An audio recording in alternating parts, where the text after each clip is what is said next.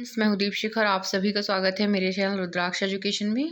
NCERT class 8 science chapter number 1 crop production and management article number 1.2 ये हम discuss करने जा रहे हैं, जिसमें हमको ये देखना है कि जो basic practices of crop production है ना, कि क्रॉप प्रोडक्शन के लिए हमको क्या क्या करना है और कितने सारे स्टेजेस हैं क्रॉप प्रोडक्शन में, इसके बारे में आज की हमारी चर्चा रहेगी।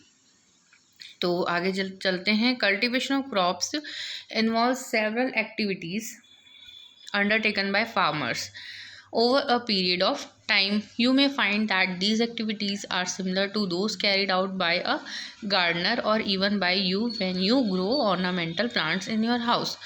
तो जैसा कि हम जानते हैं कि जो क्रॉप्स अगर कोई फार्मर उगाने के लिए फसल की बुआई वगैरह करने के लिए जाता है तो बहुत सारी एक्टिविटी, एक ही एक्टिविटी से काम नहीं होता, बहुत सारी एक्टिविटी करते हैं। जैसे कि अगर हम सिंपल सा प्लांटेशन भी अपने घर में हम अगर करते हैं, अपने घर को सजाने के लिए गमलों में अगर हम पौधे लगाते हैं तो हमको सबसे पहले गमले में मिट्टी भरनी होती है, फिर उस मिट्टी को गीला करना होता है, उसके बाद उसमें हम जो भी बीज डालेंगे तो बीज, या फिर छोटे पौधे हम लगाना चाहते हैं छोटे पौधे हम लगाएंगे। तो बहुत सारी एक्टिविटीज़ हम करते हैं। These activities or tasks are referred to as agricultural practices which are listed below। और यही सारी practices या जो टास्क है या जो वर्क हम कर रहे हैं ये क्या कहलाता है? एग्रीकल्चर प्रैक्टिसेस कहलाता है, जो कि नीचे दिया गया है। नंबर 1 है प्रिपरेशन ऑफ सॉइल, नंबर 2 है sowing, number 3 adding manure and fertilizers, number 4 है irrigation, number 5 protecting from weeds, number 6 harvesting और नंबर 7 है स्टोरेज।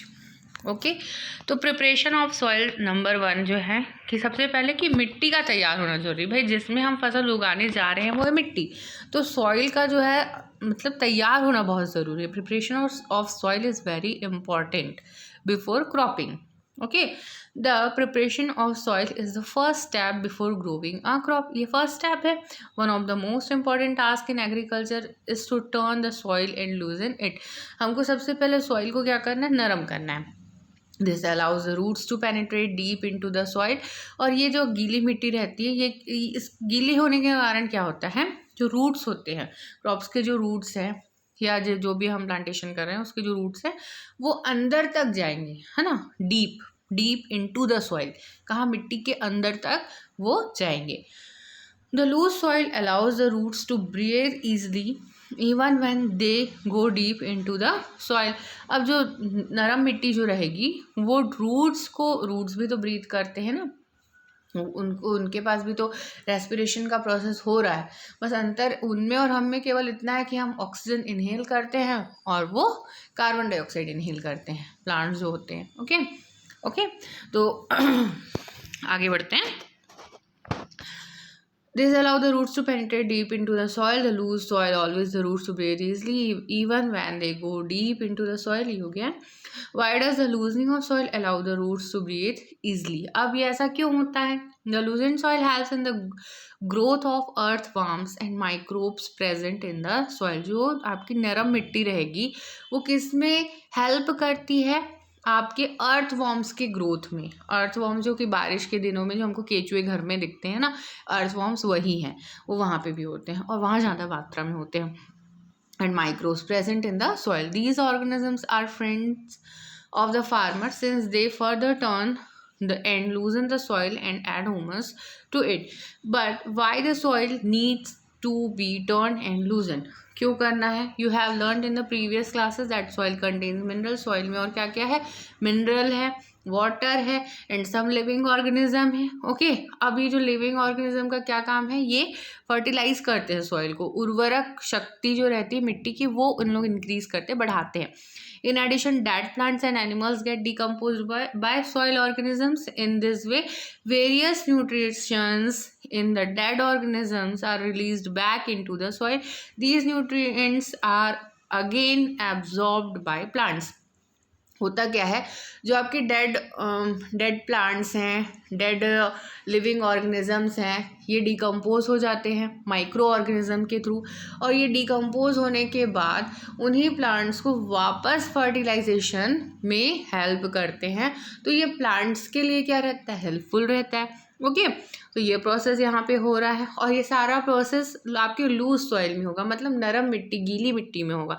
तो इसलिए मिट्टी का जो है उसमें पानी रहना बहुत ज़रूरी है। Since only a few centimeters of the top layer of the soil supports plant growth, turning and losing of soil brings the nutrient-rich soil to the top so that plants can use these nutrients. अब सबसे important बात यहाँ पे ये कही जा रही है कि कुछ ही सेंटीमीटर जो ऊपर का जो मिट्टी का जो है, कुछ ही सेंटीमीटर का जो लेयर है, वो ही सपोर्ट करता है किसमें, ग्रोथ ऑफ प्लांट्स में, है ना, अंदर का नहीं। अब तो ये क्या करते हैं, turning and losing of soil. अब हमने क्या कर दिया, मिट्टी को गीला कर दिया, तो जड़ों में उसके क्या चला गया है, पानी चला गया। अब ये पानी वापस जड़ों से ऊपर उठ के आएगा और प्लांट्स को न्यूट्रिएंट्स प्रदान करेगा। Nutrients rich soil to the top so that plants can use this nutrients. Thus turning and loosening of soil is very important, और इसीलिए आपका लूजनिंग ऑफ सॉइल जो है बहुत ही इंपॉर्टेंट है फॉर कल्टीवेशन ऑफ क्रॉप्स के लिए।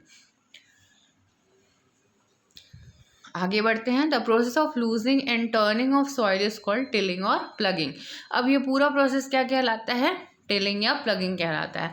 This is done by using a plug, और ये किसके थ्रू हम करते हैं, एक प्लग यानी होता है हल के हाथ, जो हम बचपन से पढ़ते आ रहे हल, ठीक है। Ploughs are made up of wood और आयरन। अब ये जो प्लग्स हैं वो किसके बने होते हैं, लकड़ी या लोहे के, वुड और iron. If the soil is very dry, अगर जो मिट्टी है, सॉइल है, वो बहुत सूखी है, it may need watering before plugging. तो प्लग मतलब हल चलाने से पहले वो उसमें क्या देना ज़रूरी है, वहाँ पे पानी देना बहुत ज़रूरी है। द प्लग्ड फील्ड में have big clumps of soil called crumbs. अब प्लग्ड फील्ड में जब हम देखेंगे कि बहुत से मिट्टी के ढेर होते हैं ना, वो जो है वो क्या कहलाते हैं, सॉइल के क्रम्स कहलाते हैं। It is necessary to break these crumbs, और इन क्रम्स को ब्रेक करना मतलब तोड़ना। अब ऊबड़ खाबड़ ज़मीन में तो हम क्रॉपिंग नहीं कर सकते, तो इन क्रम्स को तोड़ना हमारे लिए क्या बहुत ज़्यादा ज़रूरी हो जाता है। Levelling the field is beneficial for sowing. अब जब हम लेवल कर लिए फील्ड को, है ना, एक जैसे एक समान उसको समतल कर लिए, तो ये क्या है, बेनिफिशियल रहेगा। किसके लिए बेनिफिशियल रहेगा, फॉर सोविंग मतलब बोआई के लिए, as well as for irrigation और सिंचाई के लिए भी। Levelling of soil is done with the help of leveller. अब लेवलर के थ्रू हम लेवलिंग करते हैं, ओके, एक कह सकते हैं इंस्ट्रूमेंट है। Sometimes manure is added to the soil before tilling. आप कुछ टिलिंग करना मतलब आपके सॉइल को लूज करना, है ना, और उसी समय क्या डाल दिया जाता है, मैन्यूर मतलब खाद डाल दी जाती है, okay, is added to the soil before tilling. This helps in proper mixing of manure with soil. अब हमने क्या किया, टिलिंग के समय ही उसमें हमने डाल दिया खाद या मैन्योर डाल दिया, तो अब हम जब उसमें प्लगिंग करेंगे, हल चलाएंगे, तो वो अच्छे से आसानी से मिक्स हो जाएगा। The soil is moistened before sowing. आगे बढ़ते हैं एग्रीकल्चर इम्प्लीमेंट्स में कि क्या क्या इम्प्लीमेंट्स हैं। बिफोर सोविंग द सीड्स मतलब बोआई के पहले, it is necessary to break soil clumps to get better yield. हमने अभी समझा कि हमको क्या है, क्रम्स को क्या करना है, तोड़ना है ना, लेवल करना है। किसको लेवल करना है, जिस फील्ड में हमको सोविंग करना है मतलब बोवाई करना है। This is done with the help of various tools. अब उसके लिए बहुत सारे टूल्स का ज़रूरत पड़ेगा, ऐसे हाथों से तो सारा काम हम कर नहीं सकते ना, तो हमको बहुत सारे टूल्स चाहिए। The main tools use for this purpose are the plough, hoe and cultivator. अब कौन कौन से मेन टूल्स हैं यहाँ पे इस पर्पस के लिए, वो है प्लग, हो और कल्टीवेटर, तीन चीज़ है, ओके। अब ये तीनों चीज़ क्या हैं, कैसे, इनको हम ज़रा देख लेते हैं कि प्लग मतलब होता है हल, है ना। अब उसका यहाँ पे डायग्राम भी दिया है यहाँ पे, जैसा कि हम देख सकते हैं, और पहले के समय में ऐसे ऑक्स आप देख सकते हैं, है ना, 2 ऑक्स हैं और पीछे फार्मर है, और वो प्लग उनके गले में अटैच्ड है और आपका प्लगिंग हो रहा है, ठीक है। अब इसके बारे में थोड़ा यहाँ पढ़ लेते हैं कि है क्या। This is being used since ancient times for tilling the soil, adding fertilizers to the crop, removing the weeds and turning the soil। इतना सारा इसका पर्पस है। क्या क्या पर्पस है आपका पुराने समय में, है ना, टिलिंग द सॉइल, सॉइल को टिल करने के लिए, एडिंग फर्टिलाइजर्स को ऐड करने के लिए, क्रॉप में फसलों में रिमूविंग द वीड्स को जो आपका कचरा है फसलों का जो डेड प्लांट्स वगैरह है उसको रिमूव करने के लिए, and turning the soil. This is made up of would and is drawn by a pair of bulls और अदर एनिमल्स, हॉर्स और कैमल्स भी हम इंस्टेड ऑफ बुल्स ले सकते हैं। Okay, it contains a strong triangular iron strip called plug share. अब इसमें क्या रहता है, आप जैसा देख सकते हैं डायग्राम में, एक प्लग शेयर है। ओके, प्लग शेयर जो है स्ट्रॉन्ग आयरन का बना हुआ है, वो प्लग शेयर जो आप देख रहे हो है ना, जहाँ पे आपका प्लग शेयर लिखा है उस वाले डायग्राम में आप देखो, जो कि मिट्टी के अंदर जाता है। ओके, मेड, यहाँ तक हमने पढ़ लिया। It contains a strong triangular iron strip called ploughshare. The main part of the plough is long log of wood which is called the plough shaft है। There is a handle at one end of the shaft, the other end is attached to a beam which is placed on the bull's neck. One pair of bulls and the man can easily operate the plough. अब यहाँ पे आप plug shaft देख सकते हो। Plug shaft जो है bull के आपके नेक में है ना, उसको अटैच करने के लिए वो यूज़ किया जा रहा है प्लग शाफ्ट को। और प्लग शेयर जो है मिट्टी के अंदर गया हुआ है और इसको हम इजीली ऑपरेट कर सकते हैं पीछे से एक फार्मर। हालांकि ये ऑक्स के लिए इतना इजी नहीं है जितना कि हमको लगता है, इतना बिल्कुल भी इतना इजी नहीं है, बहुत ही कठिन काम है ये। फिर भी हम इसको पढ़ेंगे क्योंकि ऐसा किया गया है और ऐसा अभी भी हो रहा है। This is a handle at one end of the shaft, the other end is attached to beam. ये हमने पढ़ लिया। The indigenous wooden plough is increasingly being replaced by iron ploughs nowadays. अब वुडन प्लग आज के दिनों में iron plug, उनका जगह वुडन प्लग का जगह किसने ले लिया है, आयरन प्लग्स ने ले लिया है इन दिनों। ओके, अभी आगे बढ़ते हैं। हो के बारे में हम पढ़ने वाले हैं। हो क्या है, सिंपल टूल है which is use for removing weeds, आपके वीड्स को रिमूव करने के लिए, and for loosening the soil, और सॉइल को लूज करने के लिए यूज़ किया जाता है। It has a long rod of wood और आयरन। इसके पास क्या है, बहुत लंबा मतलब रॉड है, लकड़ी या आयरन का। Strong broad and bent plate of iron is fixed to one of its end यहाँ पे देखते हैं, अभी हम देखते हैं हो क्या है। यहाँ पे आप जैसे देख सकते हो हो का diagram, work like a blade, it is pulled by animals. Okay, तो ये यूज़ होता है, किस लिए यूज़ होता है, हो का इस्तेमाल किस लिए होता है कि सिंपल टूल है जो कि यूज़ होता है वीड्स को रिमूव करने के लिए और सॉइल को लूज करने के लिए। ओके, आयरन का बना हुआ है, इसमें क्या क्या है, ग्रिप है, आपका हैंडल है, बीम है, रॉड है, बेंट प्लेट है।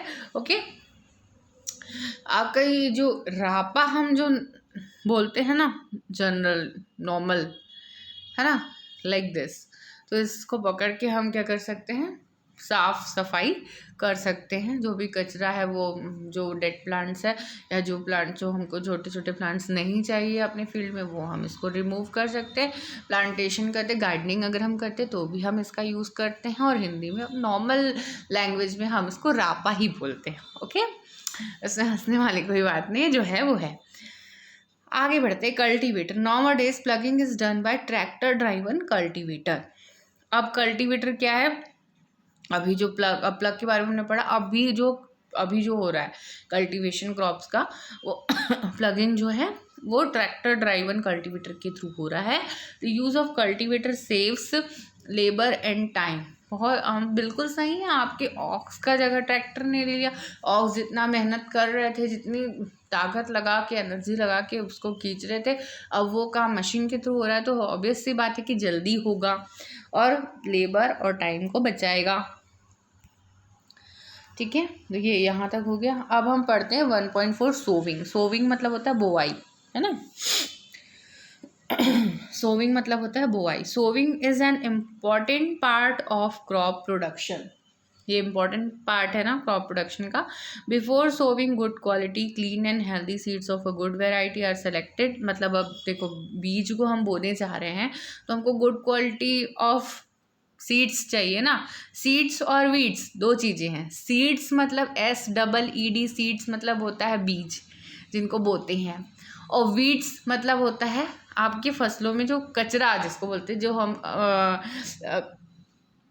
अननेसेसरी जो प्लांट्स उग जाते हैं, घास वगैरह है, तो वो होता है आपका वीड्स। ओके, अब यहाँ पे हमको सोविंग के लिए सीड्स चाहिए। बीज चाहिए। Farmer prefer to use seeds which give high yield. अब ऐसे मतलब हम बीज डालेंगे, देखो भाई हम क्या कर रहे हैं, क्रॉपिंग कर रहे हैं, कल्टीवेशन चल रहा है यहाँ पे, कोई मजाक बात नहीं है, पूरा बोलना चाहिए वर्ल्ड डिपेंडेंट है कृषि पे, एग्रीकल्चर पे।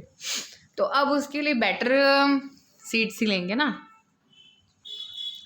अब सिलेक्शन ऑफ सीड्स, अच्छे सीड्स का सिलेक्शन कैसे करेंगे, तो इसमें एक एक्टिविटी है, वो एक्टिविटी हम देखेंगे। एक्टिविटी 1.1, यहाँ पे हमको क्या करना है, टेक अ बीकर, एक बीकर लेना है। अच्छे सीड्स को कैसे सेलेक्ट करेंगे ये चीज़ इस एक्टिविटी में बताया गया है। Take a beaker and fill half of it with water, इसके आधे को हमको पानी से भर देना है। Put a handful of wheat seeds and stir well, wait for some time. उसके बाद गेहूं के बीज लेने हैं, पानी में डाल देना है और उसको मिला देना है, मिक्स कर देना है अच्छे से। मिक्स करने के बाद थोड़ी देर के लिए रुक जाना है, चुपचाप रहना है। फिर क्या होगा, यहाँ ऑब्जर्व करना है उसको। Are there seeds which float on water, would those be lighter or heavier than those which sink? Why would they be lighter? Damaged seeds become hollow and are thus lighter, therefore they float on water. अब conclusion ये निकलता है कि कुछ बीज जो होंगे वो पानी में तैरने लगेंगे और कुछ बीज जो है पानी की तली में बैठ जाएंगे। हमने बीकर में पानी लिया, उसमें बीज डाले गेहूं के और उसको अच्छे से मिला दिया, कुछ देर के लिए छोड़ दिया। उसके बाद जब ऑब्जर्व करने के बाद हमने देखा तो कुछ बीज जो है ऊपर फ्लोट करेंगे और कुछ बीज नीचे रहेंगे, है ना। तो जो ऊपर तैर रहे हैं जो बीज वो अच्छे नहीं हैं, ओके, वो डैमेज हैं। अगर हम उनकी बुआई करते हैं तो हमको अच्छा फसल नहीं देंगे, बिल्कुल नहीं देंगे, क्योंकि वो अंदर से खोखले हैं, खाली हैं, इसीलिए वो हल्के हैं और इसीलिए वो क्या कर रहे हैं, तैर रहे पानी के ऊपर, फ्लोट कर रहे हैं, ओके। है ना। तो damaged seeds become hollow and are thus lighter, therefore they float on water. This is a good method for separating good healthy seeds from the damaged ones. Before sowing, one of the important tasks is to know about the tools used for sowing seeds. अब traditional tool में चलते हैं, क्या क्या यहाँ पे। The tool use traditionally for sowing seeds is shaped like a funnel. अब यहाँ पे जो पहले जो ट्रेडिशनल टूल्स होते थे सोविंग के लिए, बुआई के लिए, वो क्या थे, एक फनल टाइप का रहता था tool. The seeds are filled into the funnel, passed down through 2 or 3 pipes having sharp ends. These ends pierce into the soil and place seeds there. देखिए फनल वाला डायग्राम हम देख सकते हैं। इस फनल में ऊपर में हम डाल रहे हैं बीज और पाइप के थ्रू वो चला जा रहा है नीचे और इसको आगे बढ़ाते जा रहे हैं, ओके। प्लगिंग होते जा रही है, प्लगिंग के जस्ट पीछे आपका सोविंग का प्रोसेस हो रहा है, दोनों एक साथ हो रहा है, बीज अंदर जा रहा है, ओके। तो ये हुआ आपका ट्रेडिशनल मेथड ऑफ सोविंग। अब आगे बढ़ते हैं, यहाँ पे सीड ड्रिल है, सीड ड्रिल का डायग्राम है ये।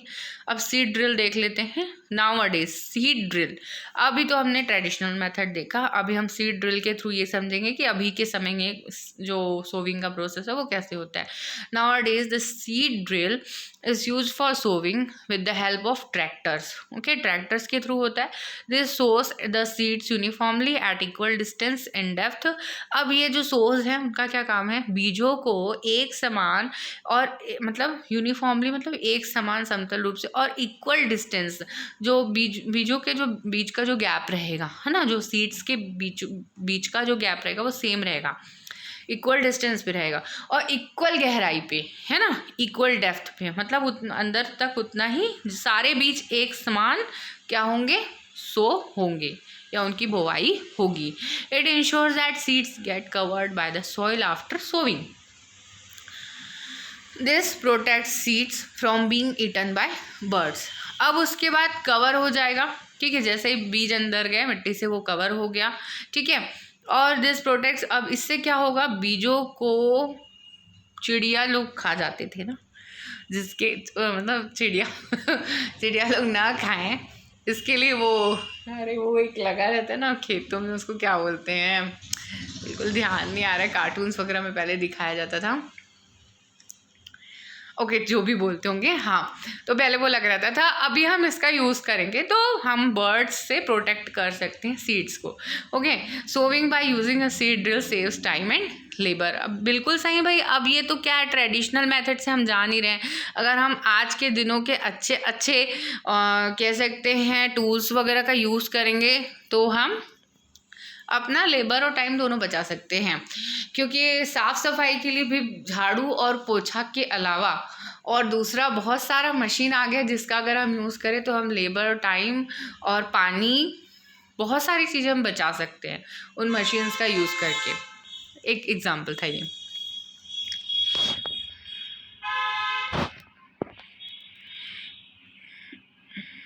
अच्छा, अब एक इम्पॉर्टेंट चीज़ इसमें और है, appropriate distance between the seed is necessary to avoid over crowding of plants. अगर हम बीजों को बराबर दूरी पे बोते हैं और बराबर गहराई पे डालते हैं तो इससे हम एक समस्या से भी बच सकते हैं। वो कौन सी समस्या है? ओवर क्राउडिंग ऑफ प्लांट्स, है ना। जो प्लांट्स उनसे उगेंगे उनकी ओवर क्राउडिंग से हम बच सकते हैं। अगर देखो एक ही जगह पे बहुत सारे बीज डल जाएंगे तो वहीं वहीं पे एक ही जैसे बहुत सारे पौधे ना उग जाएं, है ना। अगर सारे बीज अच्छे हैं, अच्छे क्वालिटी के हैं तो अगर हम अच्छे से उनको बोएंगे, है ना, जैसा बीज बोओगे वैसा फल पाओगे, हम कहते हैं ना, लाइक दिस। तो अगर हम अच्छे से करेंगे तो हमको अच्छा ही फ्रूट मिलेगा। This allow plants to get sufficient sunlight, nutrients and water from the soil. At times a few plants may have to be removed to prevent overcrowding. कुछ समय के बाद overcrowding के लिए कुछ plants को हटा दिया जाता है। ओके, सिंपल सा है, कुछ भी नहीं है। और आगे बढ़ते हैं एडिंग मैन्योर एंड फर्टिलाइजर्स में। आर्टिकल 1.5 है, the substances which are added to the soil in the form of nutrients for the healthy growth of plants are called manure and fertilizers. Manure fertilizers हम सुने भी हैं और कुछ इसके बारे में हमको ज्ञान भी है। ओके, मैन्यूर जो है नेचुरल में आ जाता है, ठीक है, दोनों का काम वही है। और फर्टिलाइजर्स जो है वो मैनमेड में आ जाता है, बस अंतर इतना है। I saw healthy crop growing in a farm, in the neighbouring farm the plants were weak, why do some plants grow better than others. इसको छोड़ो, आगे बढ़ते हैं। Soil supplies minerals nutrients to the crop plants. These nutrients are essential for the growth of plants. Nutrients चाहिए सभी plants को और ये न्यूट्रिएंट्स उनको सॉइल से मिलेगा। अब सॉइल को भी तो न्यूट्रिएंट्स चाहिए प्लांट को न्यूट्रिएंट देने के लिए, तो वो न्यूट्रिएंट्स मैन्यूर और फर्टिलाइजर से मिलेगा। तो ये मैन्यूर और फर्टिलाइजर जो है क्रॉप के लिए बहुत इंपॉर्टेंट हुए। Okay, in certain areas farmers grow crop after crop in the same field. The field is never left uncultivated और fallow. Imagine what happens to the nutrients. बार बार हम क्या करते जा रहे हैं, वहाँ पे फसलें उगाते जा रहे हैं, तो क्या होगा न्यूट्रिएंट्स का, है ना, ये क्वेश्चन मार्क बन जाता है। Continuous cultivation of crop makes a soil poor in nutrients. Obvious सी बात है कि न्यूट्रिएंट्स में जो सॉइल है वो पुअर हो जाएगा, मतलब न्यूट्रिएंट्स की कमी हो जाएगी। Therefore farmers have to add manure. तो फार्मर्स को क्या है, मैन्यूर ऐड करना पड़ेगा to the fields to replenish the soil with nutrients. This process is called what, manuring.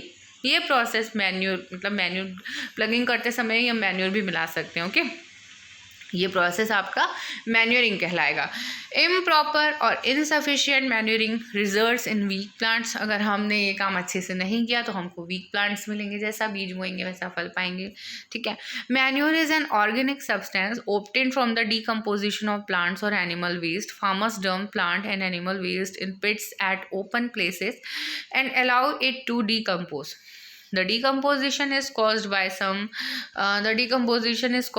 microorganism. The decomposed matter used as organic manure. You have already learnt about vermicomposting in class 6th.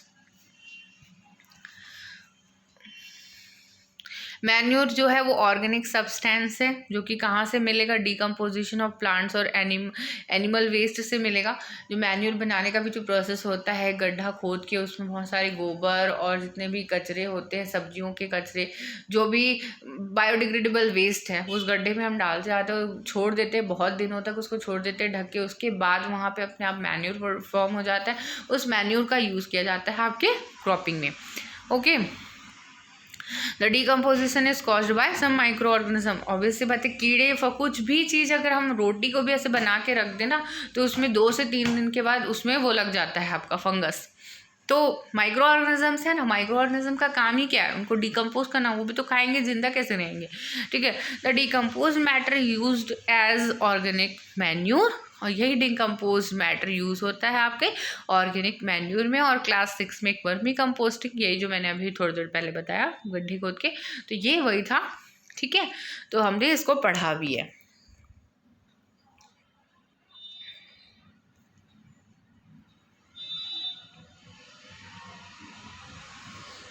Okay तो अब हम activity 1.2 से next video में discuss करेंगे।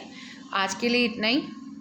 अगर आप लोग को मेरा वीडियो पसंद आया हो तो लाइक शेयर एंड सब्सक्राइब ज़रूर करें। Thank you for watching. Thank you once again.